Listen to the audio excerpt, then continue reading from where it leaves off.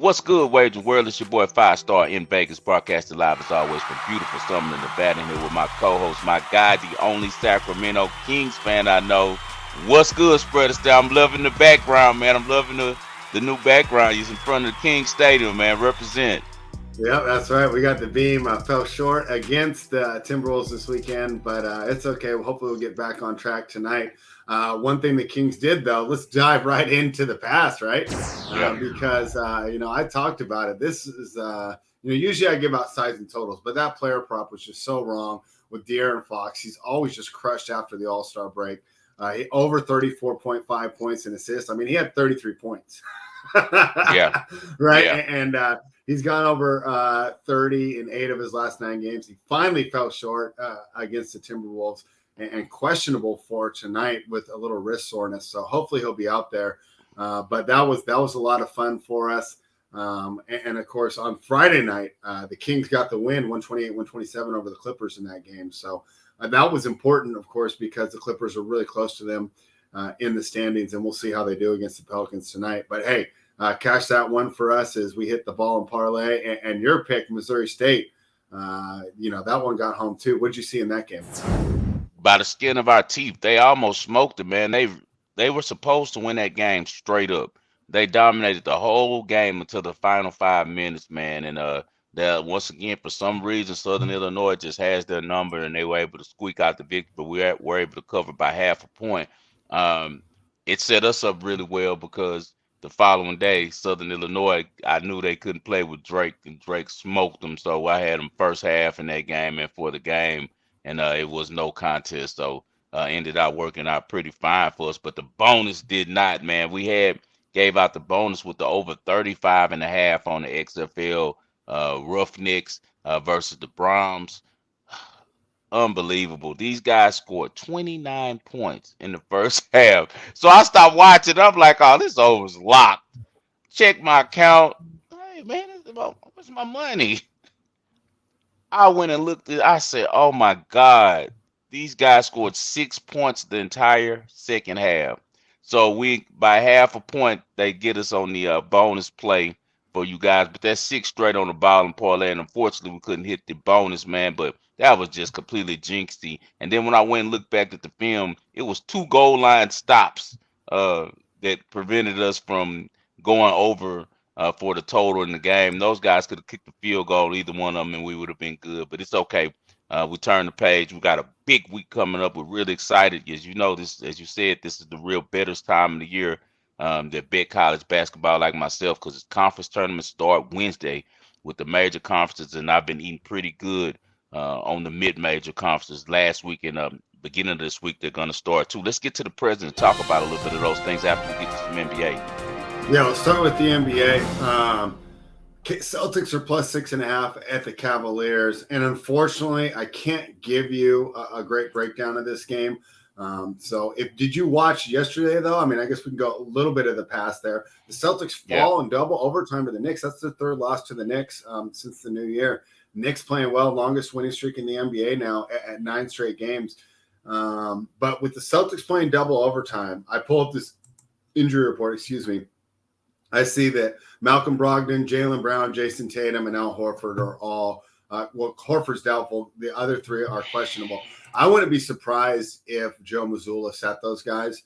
So it's tough for me to handicap that game until I get the news. If they did play, I'd probably like the 6.5. My projection was like the 6.5, but I projected them playing. And then I saw that injury report, and that's where it gets rough here. So that's a tough one for me to wager on. But, we'll mix the past and the present here. Did you see the game yesterday? And then what are your thoughts when they hit the floor tonight?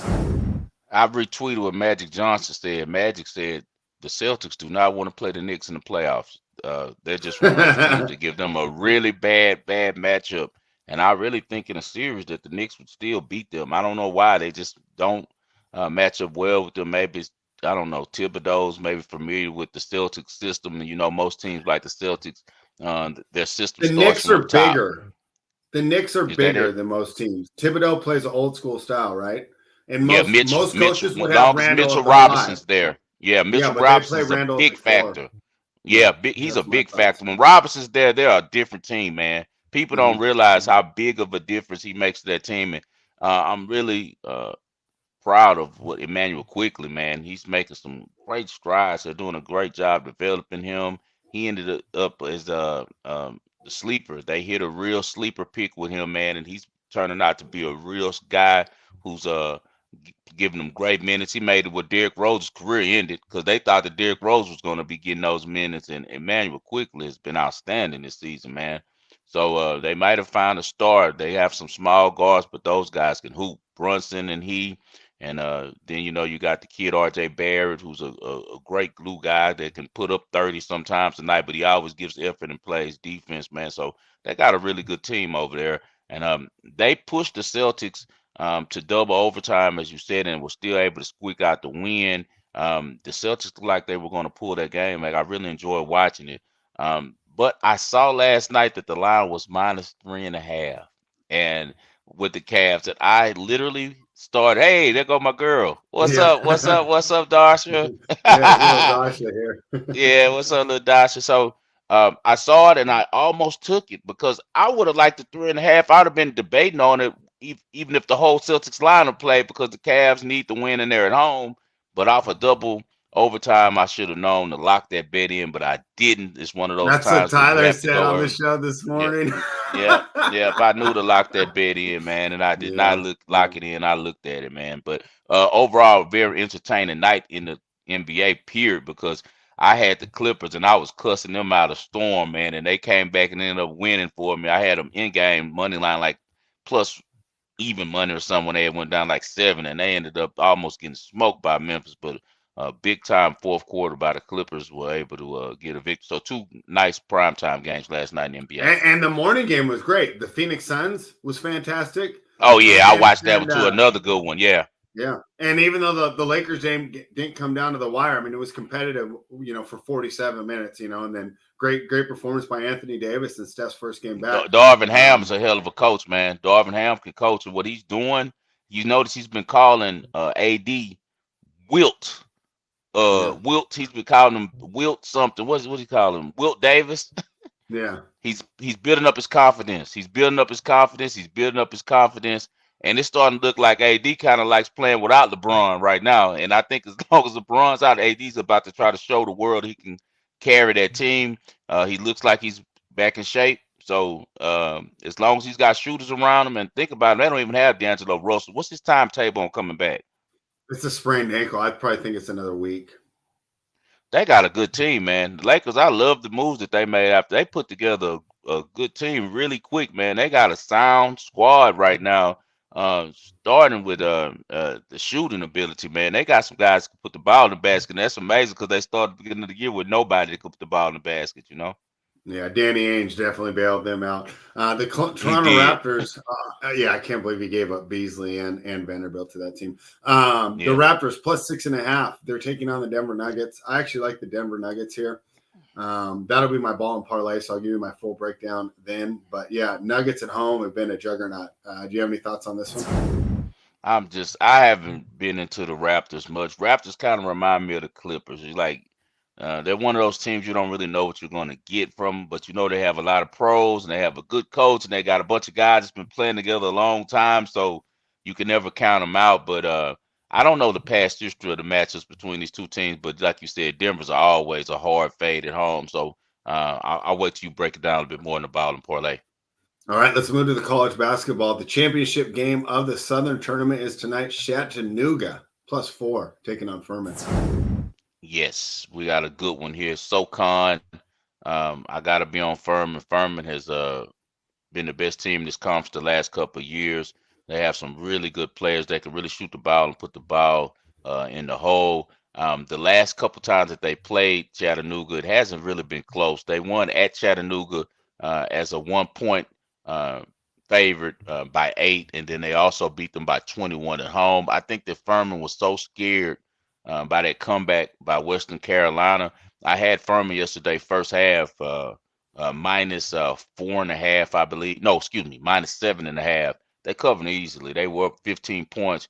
They allowed Western Carolina to almost win that game. They had to win in overtime last night. So I think that this will put them on their game, and they'll be coming out to play because these small schools from these mid-major conferences like the SoCon, their whole championship is getting to the tournament. They know that they're probably going to get slayed the first round, but winning their conference tournament and getting to the big dance is like a championship for them. And I don't think that this veteran Furman team lets that opportunity pass. They're the better team. So I will definitely be on Furman. I've been seeing some 4.5 somewhere. I would not be surprised if Furman wins this game by double digits. I really think that they're going to be extremely motivated from the scare they took last night by taking Western Carolina so lightly. And they were 12.5 dogs and only won by 3 in overtime after being up 20. I don't think they play those type of games with Chattanooga. I expect them to smoke them. All right. St. Mary's, one of the 2 ranked teams in action tonight. St. Mary's is about 15 right now. They're laying 7 to BYU in the WCC tournament semifinals. What do you think? Is the ranked team going to get it done, or does BYU have an upset in it? Well, I already have a futures ticket on St. Mary's for Right. St. Mary's to win the Western Conference. It switched to plus 110 by the time that I locked it in. It was even when I gave it to you guys, but that night, by the time I went and loaded my account to make the bet, it was plus 110. So I got them at plus 110. On the other side, Gonzaga's facing San Francisco tonight. I think Gonzaga's laying 14 or so. But if Gonzaga gets there, I'll be in a head situation. But in this situation, I'm actually in a head situation as well. I'm going to be riding with BYU with the points, though. I'll be taking BYU plus 7. They have a great history against St. Mary's, man. They always give St. Mary's all that they want. We know this game is going to be in Vegas tonight. I wish I could attend it, but unfortunately, with the new little baby, it's kind of hard packing all those strollers and and car seats. If it was the old group, we probably would have went down there with the boys. But next year we'll send little mama come with us. I like to go check out these tournaments when I hit Vegas, man. The Pac-12 tournament, the Big West tournament, and also this one as well, the Western Conference tournament. They're always good games. I think this one is at Orleans. It's usually played at the Orleans, but these 2 teams have a long history against each other. And as I said, some reason St. Mary's blows out everyone in division except for Gonzaga and except for BYU.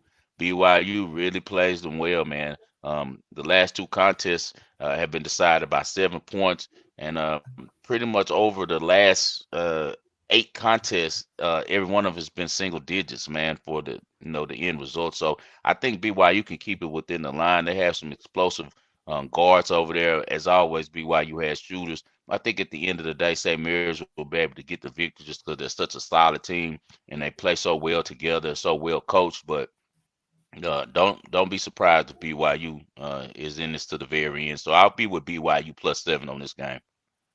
All right, taking the points there, but we think it'll be a close one. That St. Mary's gets the victory and probably going to play Gonzaga. Who's Gonzaga play tonight?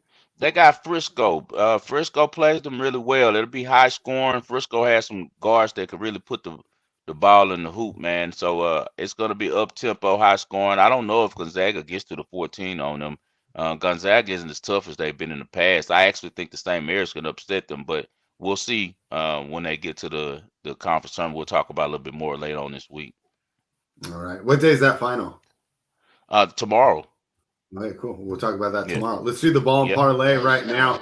Let's start with your pick. What do you got for us? We're going to go to the Sun Belt, my old school. I went there for a whole semester. University of Louisiana Lafayette. Great school, man. I love the Simcoe Strip. I used to go to Strawberries, an old club out there that used to be really rocking, man. Louisiana Lafayette is just a hell of a team, man.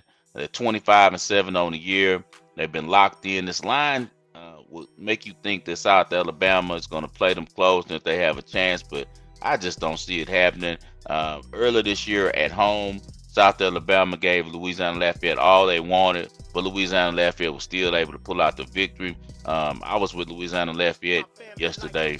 I had them first half against Texas State. They covered really easy. They tend to get out really fast on teams. So on this game, we're going to bet it 2 ways, guys. We're going to go with Louisiana Lafayette first half, money line, and then we're going to do the whole game -2.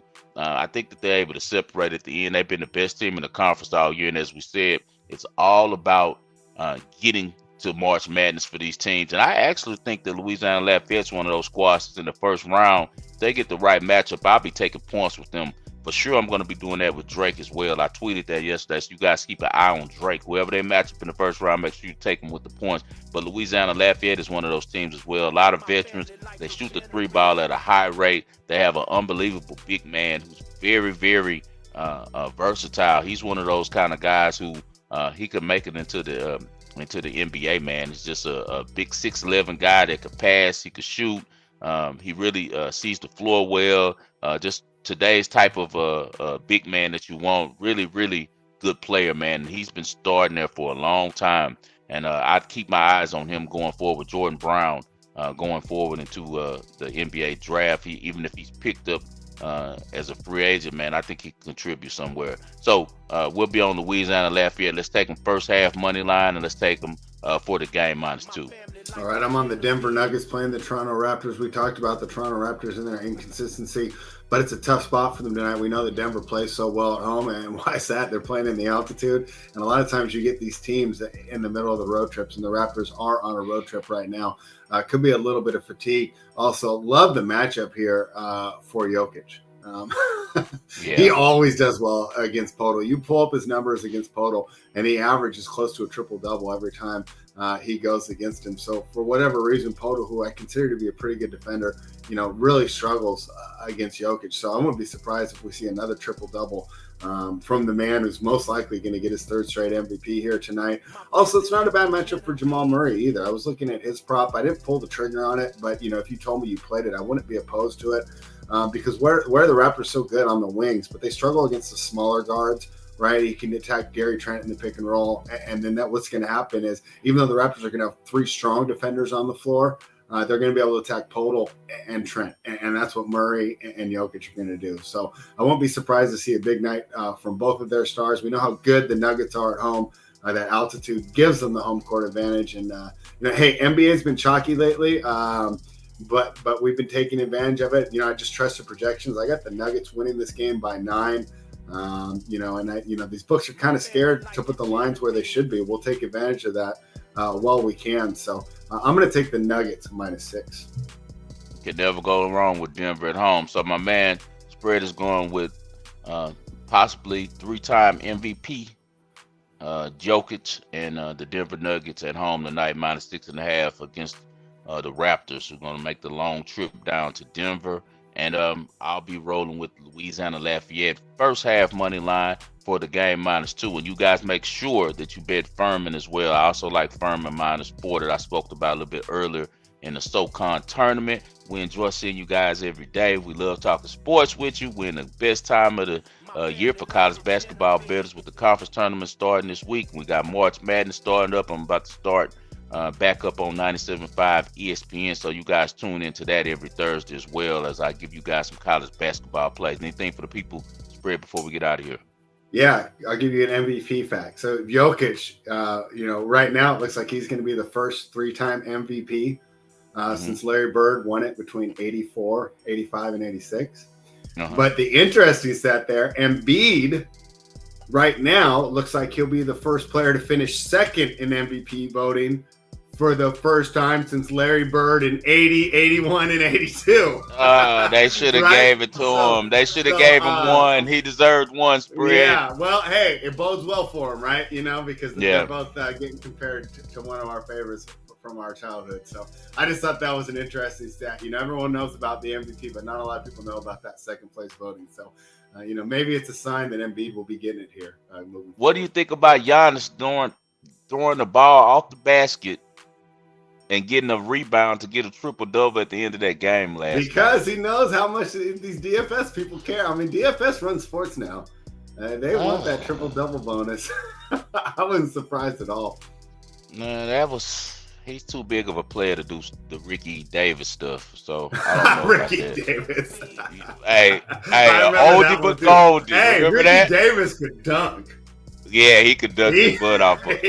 He made sure he got a triple-double, though, and they almost whooped his butt after the end of their game, the other team. But that's years ago. That's before a lot of these kids' time right there. Hey, guys, we appreciate you turning into the wagering world. We'll see you guys tomorrow. Best of luck to you all tonight on all your bets.